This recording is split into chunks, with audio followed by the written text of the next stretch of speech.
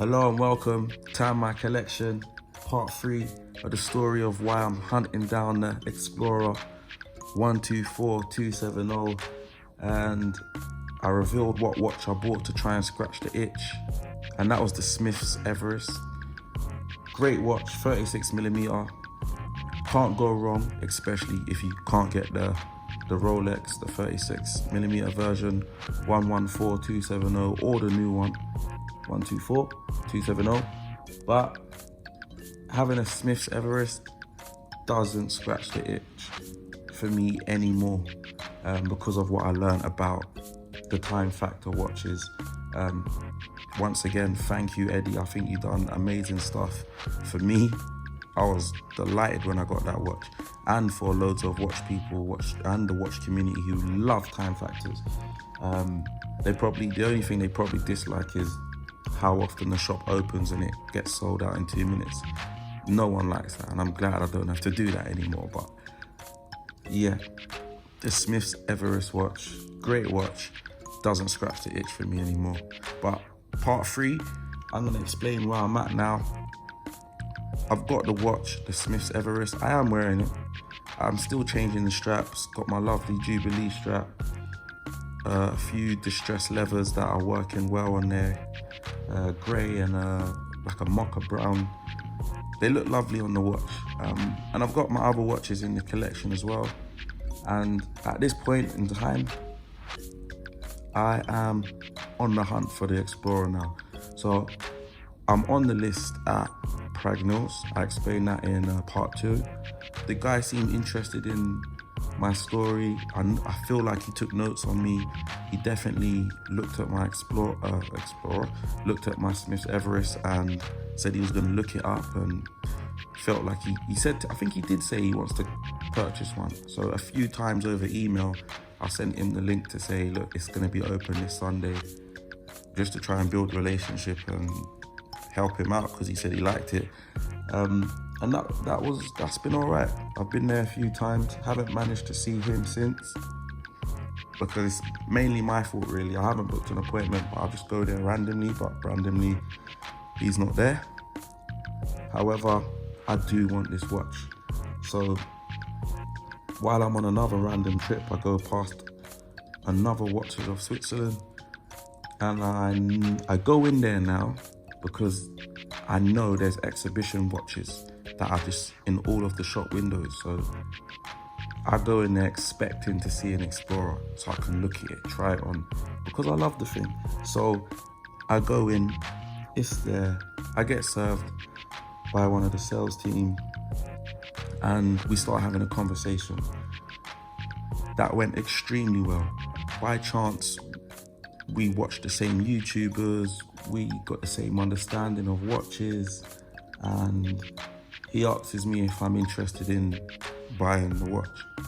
And I confidently said to him, yeah, I am, but thank you very much, but no worries, because I know if you're already on one list, you can't be on another one in Watches of Switzerland. So I said, so it's okay. Thank you very much though. He said, okay, give me your details. Let me just have a look. Let me just bring it up. I was confident because I'm already on the Watches of Switzerland's list, which I explained in part 2. So I gave him my details, and he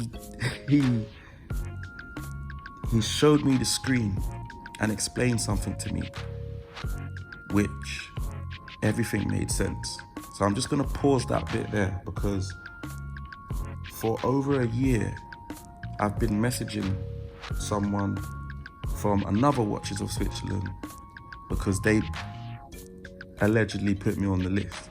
And the email responses I got from him, he always responded quick, but he always indirectly told me I'm never gonna get this watch. And it made me feel like I shouldn't contact him because I'm never gonna get this watch from him. But I felt that I'm a customer, and I felt I have the right to email him and ask him for an update, because it should be a fair game. But every response I got, I felt like I'm never gonna get this watch from him, but I couldn't prove it.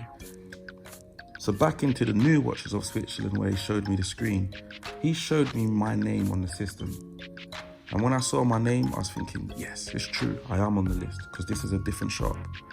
But then he explained to me, my name is on the list, but I'm not assigned to anybody who can put me forward to get the watch. So basically what the person has done in the other watches of Switzerland, they've basically just put me into the atmosphere, into space. They've given me enough oxygen to survive until I die, but I'm just floating around Earth and I can't get back to Earth. Basically, I'm just orbiting in space. No one's gonna pick me up, no one's gonna find me, but I've got enough oxygen to survive until I die. He just half and half put me on the list, meaning I was never gonna get the watch. And I've been into other ADs before that person took my name, because I remember it was on the day that it just came out. You had to book an appointment to get put on the register for the new watches. So I actually went in, I met him face to face, and we spoke and we did everything we needed to do. Apart from him assigning me to him, he just half did it and half didn't do it. Which, after finding that out, I just felt, every time you walk in and they say, yeah, write your details here, and someone walks out the shop and thinking they're on the list, or if you've had a conversation with a salesperson for 45 minutes and they say, yeah, I'll put you on the list, and you leave the shop, are you on the list? It's crazy. You wasted, that could have been a year of genuine, my waiting time for the actual watch. However, the new sales assistant said to me, what I'll do is I'll put you on the list starting from today and assign you to me personally. And I think due to our conversation and due to realizing that I've been taking the mick off from the last guy, he said, I'm gonna try and get you this watch.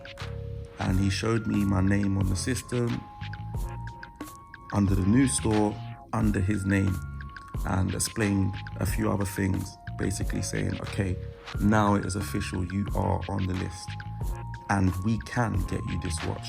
Obviously not soon, but we can get you this watch. And just thinking back now, it's outrageous really that they're doing this.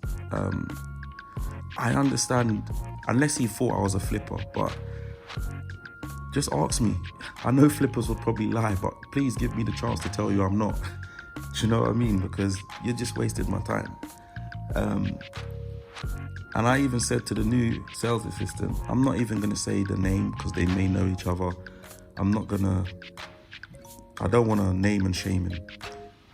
As long as I'm on the list now, then I am happy to just move on and forget it. However, this is the first time that I've obviously publicly shared that they put me half and half on the list, but I wasn't assigned to anyone, meaning I was never going to get the watch. Just had me orbiting in space, basically, as I said. That's my metaphor to describe it. But the good thing, I now really believe I'm on the list because I get on, well, we had a great conversation. He showed me the screen, and I feel like I am on the list genuinely. And it's just about timing. Could be today, tomorrow, or whenever. But I do believe I'm on the list, and I'm grateful for that because we had a genuine conversation. I didn't feel like I was trying to make him feel like I deserve to get the watch. It was just genuine, and I've been back to the store to see him a few times and catch up. And what I really need to do is book an appointment so we can do that properly. But I genuinely feel happy to buy from that store and from him because I feel he's just treated me like a normal person. He hasn't treated me special. He's just treated me like a normal person, which I think everyone has the right to be treated normal and fairly rather than be lied to or being spoken to in a way as if like you don't really care or love watches. So that's the latest update. I'm on the list now from a new store. Another store was outrageous, but I do believe the watch is coming this way. And moving forward from now, I think I'll do another video once I book an appointment and go and have a real catch up in the store and see how that goes. Maybe there's new information of when the watch would likely come, or whatever I hear back, that's what part 4 is going to be about. But part 1, part 2 and part 3 had already happened. It wasn't like a live update, so I was just sharing it and breaking it down to what stage I'm at now. And we're in 2022 and I'm still on the hunt for this watch, which started in around maybe 2019, because as I said in part 1, I did put my name down for the 39mm, because if I was offered it, I'd want the chance to say no or yes.